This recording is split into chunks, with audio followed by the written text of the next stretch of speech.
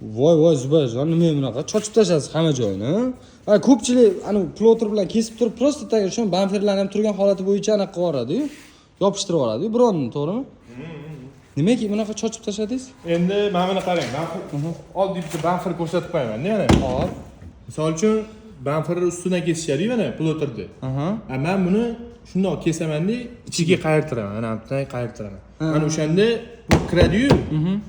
Karcha urganda mamyoqlarni ochib qo'ymaydi-da, o'sha ichki tarafda bo'ladi o'sha. Ancha nima desa bo'ladi mana. Umri ko'proq yetadi-da. Uzoq nimasi umri uzoq bo'ladi-da. Men bularni ham polni mashinadan kesasiz, shtobi anaqani tagida qolib ketadi, erta karcha urganda ham ko'tarmaydi. Qarib chiqiladi, polni hamma yog'i. Mana bu detallarga. Bu tavsiya berilmaydi ploterda kesilishni, okey? Qadrdonlarim, bilsanglar bilasizlar, bizda ustalarda har doim karcha. Men o'tgan safar ham video qilib chiqqanda aytganman-ku, meni auditoriyam hammasi akalarim, yosh katta dodalarim, tog'alarim, hammasi qadrdonlarimda.